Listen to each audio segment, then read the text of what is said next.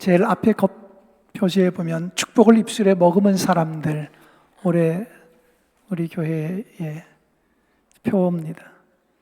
그게 이제 오늘 우리가 암송하는 말씀, 축복하는 말씀 시편 45편 2절이 올해에 우리가 하고 싶은 일입니다. 한번 따라 합시다. 축복을 입술에 머금은 사람들. 성경 본문은 이제 은혜를 입술에 머금은 사람들이에요. 그래서 우리가 매주 축복 운동을 하고 있기 때문에, 그래서 제가 축복이라고 단어는 바꿨지만 은혜를 입술에 머금은 사람, 축복을 입술에 머금은 사람, 그 사람이 어떻다고요? 하나님 앞에 영원히 복을 주시리라. 복을 받을 사람이다. 그러니까 우리가 매주 이 하나님의 말씀을 받아서 이 말씀으로 축복하고 선포하고 암송하고 이 자체만으로도 축복하는 그 사람이 복이 있어요. 그죠? 왜냐하면 매주 우리는 축복의 말씀으로 선포하잖아요. 암송하고 선포하니까 그 사람이 복이 있으리라 성경이 말씀했으니까요. 그리고 우리가 누군가를 축복하면 또 하나님이 들으시고 축복하는 대상, 여러분의 자녀나 손자, 손녀들이나 하나님이 또 우리가 축복하는 대상에게도 복 주실 줄로 믿습니다. 아멘. 이 말씀 매주 한 장씩 나가고 있는데 잘 모으고 계셔요? 예. 또 어디다 뒀는지 다 잃어버리고, 그런 분 안 계시죠? 매주 좀 모으셔요. 그러니까 52주 모으면 그래도 52개의 축복의 말씀이 있고, 때때마다 이렇게 앞뒤로 넘기면서 축복을 해도 굉장히 좋은 말씀이잖아요. 그래서 첫 번째 주는 보라 내가 새 일을 행하리라는 말씀으로 시작을 했고, 두 번째 주는 일어나라 빛을 발하라 하는 말씀. 지난주에는 뭐였어요? 지난주 뭐였어요? 기억나요? 그래도 기억나는 거면 대단하신 거예요. 지난주 말이죠. 내 시작은 미약하였으나 내 나중은 심히 창대하리라. 그러니까 매주 이렇게 축복으로 하는 거죠. 그죠? 이번 주는 내가 한 해 동안 내 입술에 뭘 머금을 거냐 하는 걸 좀 생각하면서 입술의 축복을, 입술의 은혜를, 입술의 감사를 머금고 살아야 되겠다. 또 꼭 이렇게 얘기하면 반대로 노는 사람이 있어요. 그죠? 축복이나 감사나 이게 아니고 불평, 그죠? 불만, 비난, 뭐 이러면 이건 복이 없어요. 그 사람도 복이 없고 안 돼요. 그래서 올 한 해 또 이 축복 운동에 즐겁게 동참하시기를 바랍니다. 오늘 설교는 영원히 빛날 사람들. 제목만 들어도 참 좋은 제목입니다. 성경에 이런 사람이 영원히 빛나리라. 어떤 사람이 영원히 빛나는 사람일까? 또 영원히 빛날 사람은 어떤 환경을 거쳐서 그런 삶을 누리게 되는 것인가 했을 때 성경은 몇 가지를 분명하게 얘기하고 있습니다. 먼저 1절에 보면 우리가 읽은 본문 다니엘서 마지막 절이죠. 예언의 책입니다. 마지막 때에 큰 환란이 있을 거라는 거죠. 마지막 때에 환란이 있으리니 이는 개국 이래로 그때까지 없던 환란일 것이다. 큰 환란이 앞으로 다가오게 될 거다 하는 것이 성경의 예언입니다. 이 구약이니까 그건 뭐 구약의 얘기겠죠. 아닙니다. 이 다니엘서의 예언은 구약의 예언이지만 사실은 마지막 때의 이야기를 다 겹쳐서 하고 있는 겁니다. 그래서 예수님께서도 마태복음 24장에서 이와 비슷한 말씀을 하셨어요. 큰 환란에 대해 언급을 하셨는데, 여러분 이 큰 환란의 때에 하나님께서 성도들을, 하나님의 사람들을 호위하고 지켜주신다고 했는데 1절 한번 말씀 다시 한번 봅니다. 1절을 보면 그때에 내 민족을 호위하는 큰 군주 미가엘이 일어날 것이요 또 환란이 있을 것이다. 개국 이래로 그때까지 없던 환란이다. 엄청난 환란이 올 것이다. 그런데 여기 보면 너의 민족을 호위하는 큰 군주 미가엘이 일어날 것이다 라고 예언을 하셨습니다. 미가엘은 천사죠. 흔히 이제 소식을 전하는, 좋은 소식을 전하는 메신저가 누구예요? 천사가? 가브리엘 천사지요. 가브리엘은 좋은 소식을 자꾸 전해주는 천사입니다. 그런데 전쟁을 하는 천사는 누구냐 하면 미가엘이에요. 그러니까 미가엘이 일어나서 백성들을 호위하게 될 것이다, 이런 표현을 썼잖아요. 요한계시록에도 보면 12장에 마태복음에도 보면 이 환란에 대하여 이야기하면서 그때에 큰 환란이 있겠음이라 창세로부터 지금까지 이런 환란이 없었고 후에도 없으리라. 이거 예수님의 예언이에요. 그러니까 다니엘서의 예언이 그냥 옛날 그때의 이야기를 한 게 아니라 예수님이 하신 말씀도 이후에 일어날 일이니까 다 겹치는 거죠. 그런데 마지막 때에 예수님께서 엄청난 환란의 시대가 될 거다, 인간들 사는 세상에 엄청난 고통과 환란이 올 거라는 거죠. 세상이 굉장히 어수선해지고 사는 사람들이 두려움을 느끼고 그런 공포 속에 지내게 되는 그런 세상이 오게 될 것이다. 그런데 예수님께서는 창세로부터 하나님이 천지 만물을 창조하신 이후에 이런 환란이 없었다. 그리고 이후에도 없으리라. 그만큼 전무후무한 역사적인 환란, 큰 어려움이 오게 될 것이라는 거죠. 그런데 그런 시대에 하나님께서는 미가엘 천사를 보내서 너의 민족을 호위할 것이다. 그런데 이 미가엘 천사 이야기를 예수님도 또 한 번 하셔요. 이건 요한계시록에서 하십니다. 요한계시록은 우리가 잘 아시다시피 성경의 마지막 책입니다. 앞으로 일어날 일, 후대에 일어날 그런 일들을 영적으로 적어놓은 것이 요한계시록 혹은 요한묵시록이라고 하는데, 거기에도 보면 이런 말씀이 나옵니다. 미가엘과 그의 사자들이 용과 더불어 싸울세. 용과 그의 사자들도 싸우나 이기지 못하여 다시 하늘에서 저희 있을 곳을 얻지 못한지라. 이게 주님의 가르침입니다. 미가엘과 그의 천사들이 용과 그의 사자들과 더불어 싸움을 하고 있다. 그런데 이건 뭐냐면, 여기서 나오는 용은 우리가 성경이 뭐라고 말하는지를 알아야 돼요. 여기서 말하는 용은 성경에 옛뱀이라는 단어도 씁니다. 옛뱀. 그 다음에 마귀, 또 사탄, 이런 단어가 쓰여집니다. 요 넷은 하나를 다 마귀를 가리키는 거예요.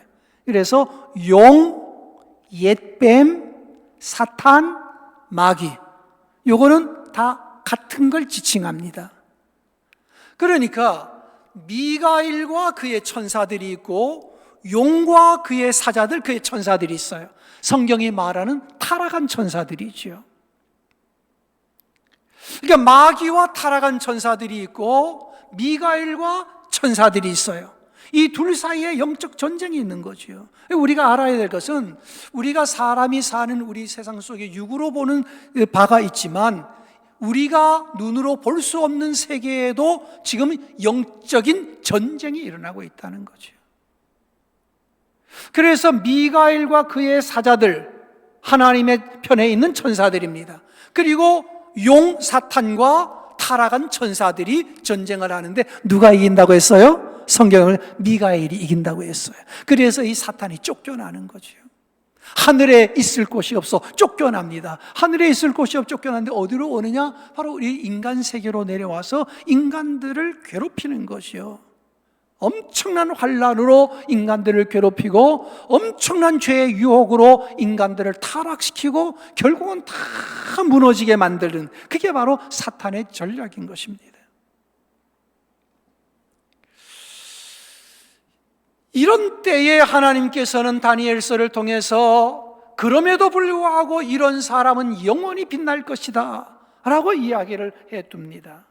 그래서 저는 이 말씀이 어쩌면 신앙생활하는 여러분과 저에게는 엄청난 위로의 말씀이고 힘이 되는 말씀이에요. 어떤 환난이 있다고 하더라도 여러분과 저는 걱정할 거 없다는 거예요. 우리는 이깁니다. 아멘. 그러면 이기고 영원히 빛날 사람이 누구냐? 성경은 세 가지를 이야기하고 있어요. 오늘 다 연관되어 있긴 하지만 세 가지입니다. 첫 번째, 1절에 보면 이런 말씀이 나옵니다. 1절 말씀을 다시 한번 봅시다. 그때 내 민족을 호위하는 큰 군주 미가엘이 일어날 것이요 또 환란이 있으리니 이는 개국 이래로 그때까지 없던 환란일 것이며, 그 다음에요, 여기서 같이 한번 읽어봐요. 시작. 그때에 내 백성 중 책에 기록된 모든 자가 구원을 받을 것이다. 그리고 이제 계속 2절 3절로 이어지는데, 여기서 영원히 빛날 사람 하나가 발견되지요. 어떤 사람이에요? 책에 기록되어 구원을 얻은 사람입니다. 영원히 빛날 사람이 누구냐? 책에 기록된 사람이에요. 성경은 책에 기록된 사람이 있다고 했지요. 여러분, 하나님 앞에는 책이 놓여 있습니다. 무슨 책이라고 우리가 얘기하죠? 예? 생명책이라고 하죠. 네, 생명책입니다. 하나님 앞에는 두 개의 책이 있어요. 하나는 생명책입니다. 하나는 우리의 평생의 행위를 기록해 놓은 책입니다. 두 가지 책이 있어요. 우리가 살아온 모든 날이 기록되어 있어요. 여러분, 우리가 행동하고 어디가 카메라가 우리를 다 찍잖아요. 요즘은 그죠? 어딘가 다 저장이 되고 있어요. 그러듯이 우리의 평생이 저장되는 책이 있어요. 그 우리의 행위입니다. 또 하나는 생명책입니다. 그런데 여기서 말하는 책에 기록된 자는 바로 생명책에 기록된 사람들을 말합니다. 아무리 환난이 있더라도, 사탄과 용이 아무리 인간들을 괴롭힌다고 하더라도 걱정 없을 사람 하나가 있는데, 그가 누구냐 하면 생명책에 이름이 기록된 사람이라는 거예요.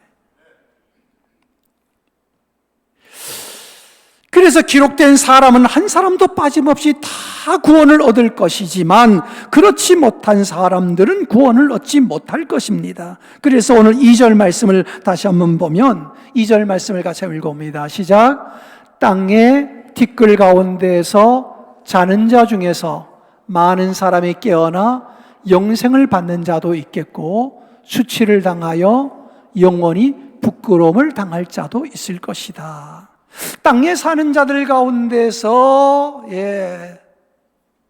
많은 사람이 깨어나 부활에 대한 이야기죠. 이미 구약의 부활에 대한 말씀을 하고, 예수님은 부활하셨고 믿는 자들에게도 부활이 있다고 말씀하시는 거죠. 그래서 여러분, 믿는 자들 가운데 많은 사람이 일어나서 영생을 얻을 사람이 있지만, 또 한편으로는 영원히 부끄러움을 당할 자가 있다는 거지요. 영원히 부끄러움을 당할 자는 누구냐 하면 생명책에 이름이 없는 사람을 말해요. 그 사람들에게는 영원한 부끄러움, 영원한 수치와 영원한 고통이 있는 거지요. 그래서 생명책에 기록된다는 것이 얼마나 소중한지 몰라요. 그러면 제가 여러분에게 물어볼게요. 여러분의 이름은 하나님의 생명책에 있을까요? 없을까요? 봤어요? 못 봤어요? 못 봤지요? 저도 못 봤어요. 저도 그 책을 보지 못해서. 그런데 이름이 있을까 없을까? 있을지 없을지 모르겠다는 사람도 있을 테고, 아마 내 이름은 없을 거라고 생각하는 사람도 있을 테고, 내 이름은 있을 거라고 생각하는 사람도 있을 겁니다. 그런데 이게 보통 문제가 아니에요. 생명책에 이름이 있느냐 없느냐는 우리 인생의 미래에 어마어마한 영향을 미칩니다. 그러면 어떤 사람이 생명책에 기록되느냐? 여러분과 저는 아무도 그 생명책을 가서 열어본 사람은 없어요. 당연히 없습니다. 그러나 저는 믿습니다. 저의 이름이 하늘나라 생명책에 기록되어 있다. 나는 믿어요. 왜냐하면 여러분, 애가 태어나면 우리나라도 호적에 올리잖아요. 그죠? 누가 갖다 올려줘요? 예? 부모가 갖다 올려주지요. 뭐. 태어난 애가 지가 아장아장 걸어가가지고 나 태어났으니까 내 이름 올려줘요. 그래요? 아니요, 부모가 올려놔요. 그 애는 커가면서 내 이름이 어디 적혀 있는지 알아요? 몰라요? 모르고 그거 한번 볼 생각도 없어요. 나중에 크고 시집가고 장가갈 때 이력서 어디 낼 때 이거 한번 떼보면서 가족관계 증명서 떼보면서 엄마 아빠 밑에 내 이름 있구나 그때야 보는 거지. 애가 자라면서 주민등본 초본 떼볼 일이 뭐가 있어. 내 이름이 있나 없나, 우리 엄마가 진짠가 가짠가 이거 떼보려고 확인하려고 보는 사람 어디 있어요. 당연히 엄마 아빠 밑에 내 이름 있을 거다. 내 이름 엄마 아빠가 호적에 올려놨을 거다 믿고 사는 거지. 그래요, 안 그래요? 그렇죠. 하늘나라 생명체도 똑같습니다. 내 이름 기록해 주세요가 아닙니다. 하나님은 우리가 태어나면 하나님이 알아서 생명책에 올려주셔요. 그런데 태어나면 이 말이 조금 다릅니다. 여러분, 우리가 몸으로 부모로부터 태어나요.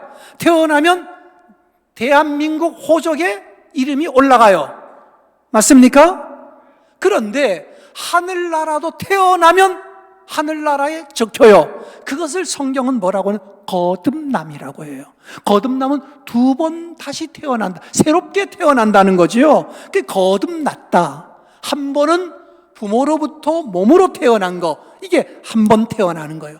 두 번 태어나는 거 어디서 태어나냐? 예수를 내가 믿고 섬김으로써 내가 거듭나는 거지요. 이게 두 번째 나는, 이 거듭남이 뭐냐면 생명책에 기록되는 거예요. 태어났으니까 적어야죠. 그러니까 어떻게 우리는 거듭나느냐, 두 번 태어나느냐, 새 생명을 얻느냐? 예수를 믿는 거예요. 아멘. 그래서 예수를 믿고 예수님의 자녀가 되면, 그죠? 예수를 믿으면 누구든지 하나님의 자녀가 된다고 했죠. 주님의 자녀로 태어나 그런 주님의 자녀의 호적에 올라가는 거야. 그 호적은 어디에 있는 거냐? 하늘나라 생명책에 있는 거예요. 할렐루야. 그러니까 여러분과 제 이름은 하늘나라에 있을까 없을까 했을 때 그걸 우리가 딱 하나 기준을 보면 돼요. 예수님을 믿습니까?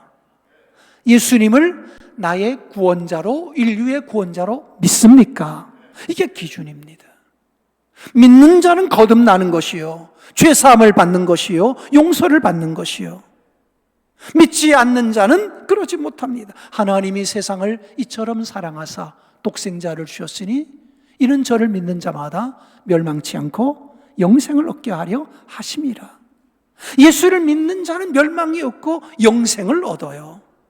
아멘. 그러니까 믿는 자가 영생을 얻는다. 누가 영생을 얻느냐? 생명책에 이름이 기록된 자예요. 그러니까 예수를 믿으면 생명책에 기록되고, 생명책에 기록된 자는 하늘나라 가고, 하늘나라는 곧 영원한 생명을 누리는 곳이지요.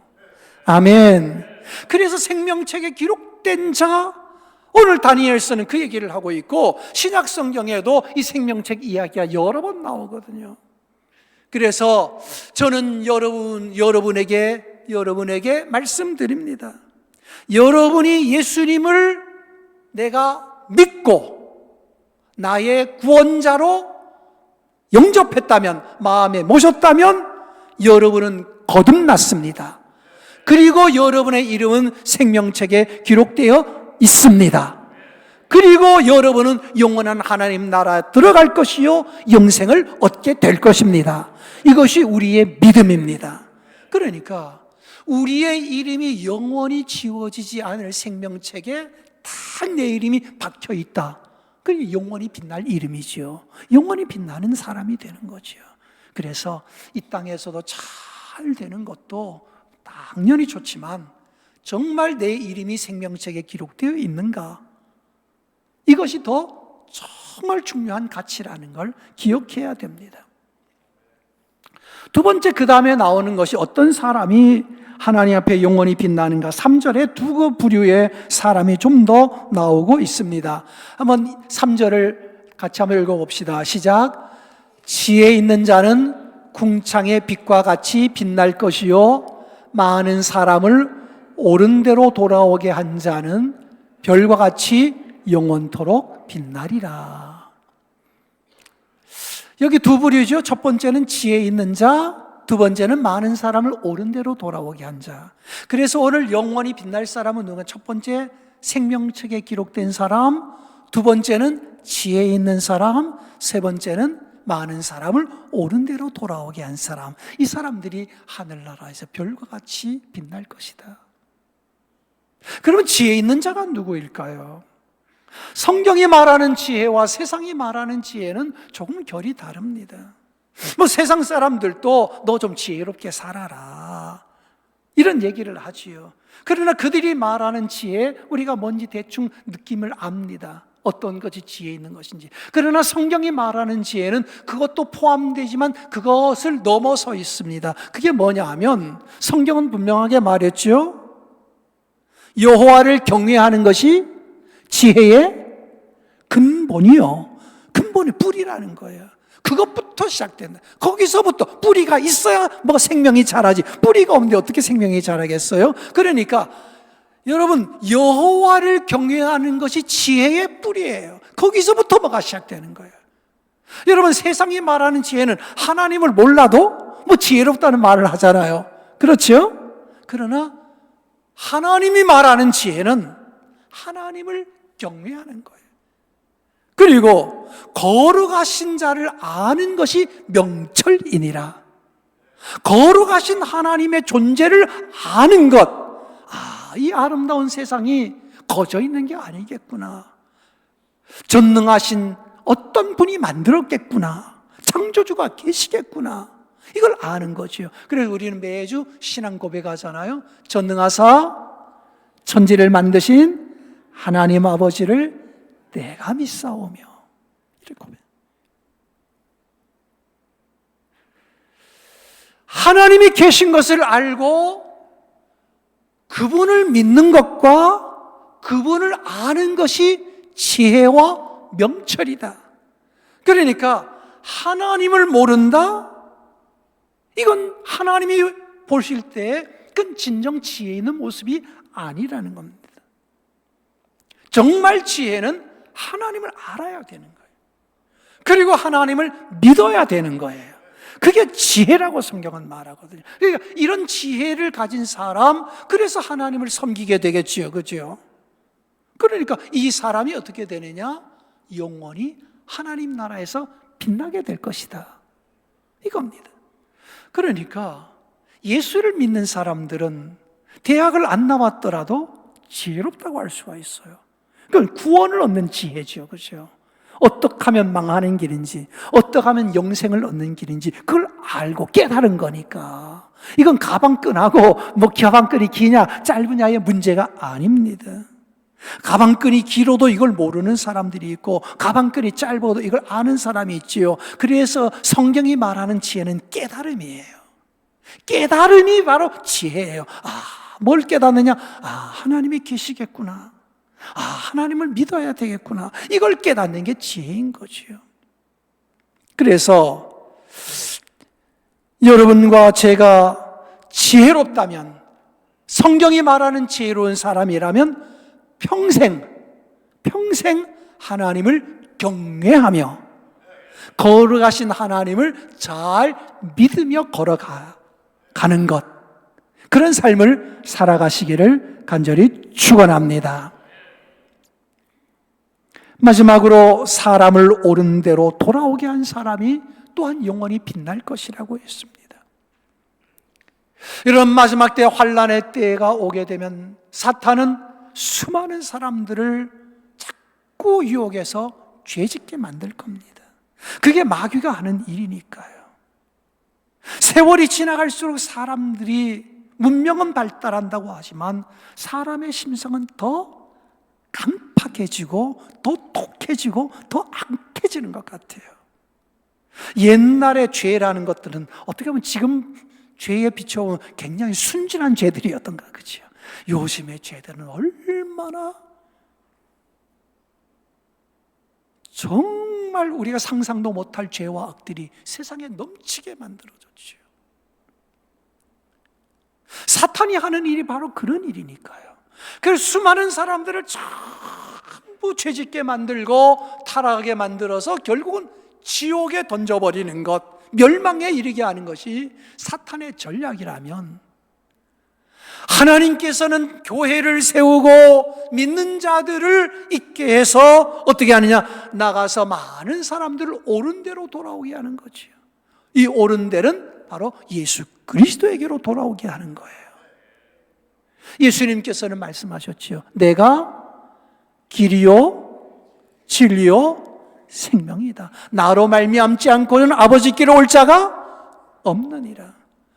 예수라는 길을 가야 돼. 우리가 살다가 보면 그런 말 하잖아. 야, 네가 걸어가는 길이 옳은 길이 아니야. 너 지금 삐딱한 데로 가고 있다고 할 때 그런 표현, 너 지금 그 길 가면 안 돼. 그 길 가지 마. 왜? 길이 아닌 데를 가는 것이 죄요. 그 길 가는 것이 인생에 나쁜 미래가 기다리고 있으니까, 야, 너 그 길 가지 마. 너 그 길 가면 안 돼. 이런 말 하죠. 맞아요. 그런 길 가는 사람들을 옳은 길로 돌아오게 해야죠. 옳은 길이 누구예요? 예수가 말씀하셨죠. 내가 곧 길이다. 내가 곧 진리다. 내가 곧 생명이다. 예수 안에 길이 있고 예수 안에 참이 있고 예수 안에 생명이 있고 영생이 있다는 거지요. 그러니까 우리가 많은 사람을 옳은 대로 돌아오게 한다는 건 하나님께 돌아오게 하는 것이요, 예수에게 돌아오게 하는 것이요.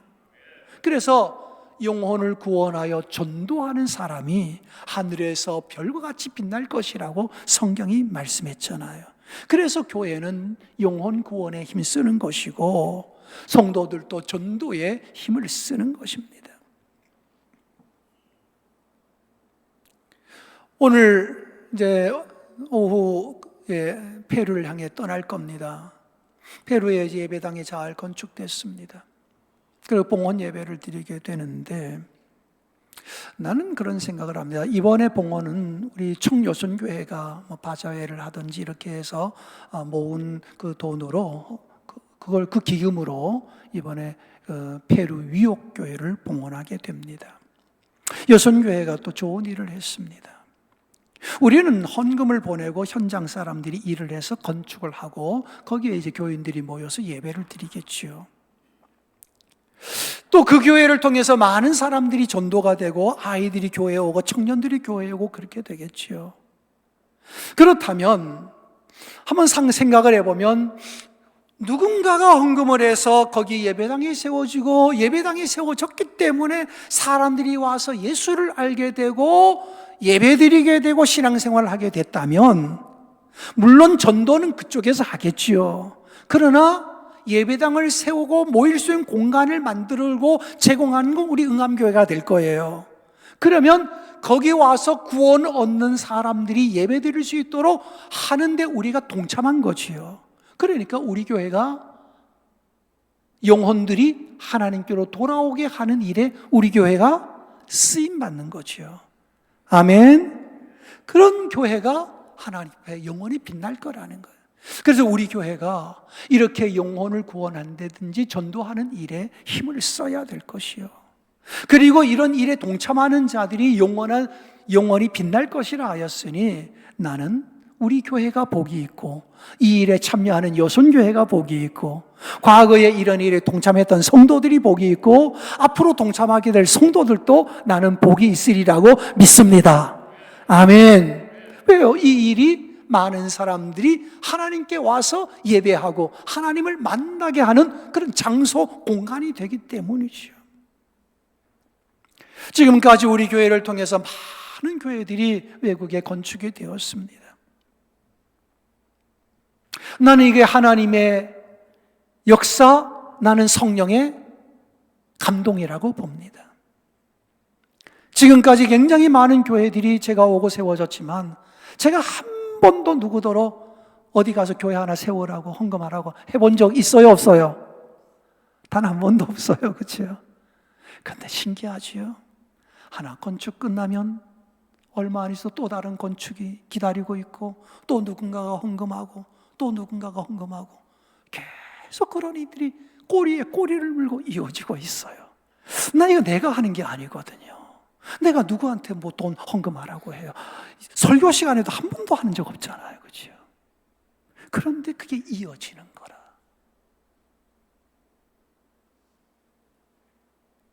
지금 페루 교회가 건축되지만 지난 연말에 어떤 분이 또 해외 교회 건축하라고 헌금을 또 이미 해두신 분이 계셔요.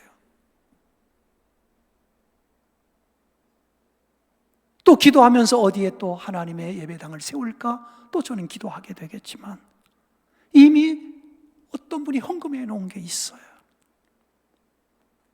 얼마 전에 또 어떤 분이 오셔서 목사님 해외 교회 건축 하나 하려고 해요. 제가 3천만 원을 헌금할게요. 약속하고 가신 분이 계셔. 아직 헌금은 안 하셨는데 얼마 뒤에 하시겠다고. 그럼 2개가 기다리고 있는 거예요. 벌써 또. 누가 하시나? 내가 하는 게 아니다. 목사가 하는 게 아니다. 그럼 장로들이 했나? 장로들이 하는 것도 아니다. 그럼 누가 하실까? 하나님이 하시고 성령님이 하시는 거다. 그래서 이 일에 참여하는 교회가 복이 있고 이 일에 함께하는 성도들이 참 복이 있다. 우리 교회가 그런 교회예요.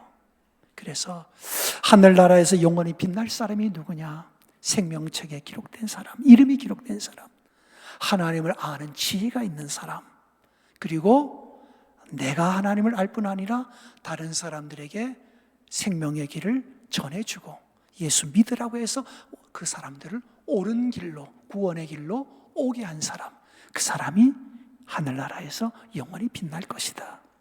아멘. 그래서 여러분과 제가 그렇게 빛나는 삶을 살아가야 합니다. 나는 우리 교회 오늘 김장년 장로님 모시고 가족들이 이제 장례 모시고 오셨지만 우리 교회도 이렇게 역사를 보면 참 빛나는 인물들이 있습니다. 다 빛나죠. 빛나지 않을 사람은 없지만 그래도 참 역사 속에 교회를 이끌었던 빛나는 얼굴들, 빛나는 이름들이 있습니다. 다 천국에서 정말 오늘 하늘의 별과 같이 빛날 것이다. 그분들이 그렇게 반짝반짝 빛나고 있을 거라고 나는 믿습니다. 우리들도 신앙의 후배들이 되어서 신앙생활 잘하고 하나님을 잘 섬겨서 우리들도 그렇게 천국에서 영원히 빛나는 삶을 살아가게 되기를 간절히 축원합니다. 기도드리겠습니다. 하나님, 마지막 때는 죄의 홍수의 때입니다. 사람들은 왜 죄 짓는지, 왜 타락하는지 자신도 모른 죄라는 홍수에 휩쓸려 가는데 하나님께서는 그 배후를 깊이 들여다보시고 거기에 용이 있고 사탄이 있다고 말씀해 주셨습니다. 하나님 죄 짓는 길에서 떠나 예수를 알게 되고 예수를 영접하고 하나님을 섬기게 되는 것이 얼마나 큰 축복인지 우리가 알게 해주시고 내가 믿는 예수를 누군가도 또 같이 믿고 같이 영원한 천국에 갈 수 있는 은혜가 있었으면 좋겠습니다. 우리 응암교회와 성도들을 통해서 그동안 하나님께서 많은 일을 하셨거니와 앞으로도 하나님이 기뻐하시는 일들을 감당할 수 있도록 우리 교회를 들어서 주시고 우리 성도들을 또한 하나님께서 사용하여 주시옵소서. 역사 속에 빛났던 하나님의 사람들이 지금은 천국에서 빛나게 하여 주시옵시고 우리 성도들도 언젠가 하나님의 나라에서 별과 같이 빛나는 은혜가 있게 하여 주시옵소서. 예수님의 이름으로 기도드리옵나이다. 아멘.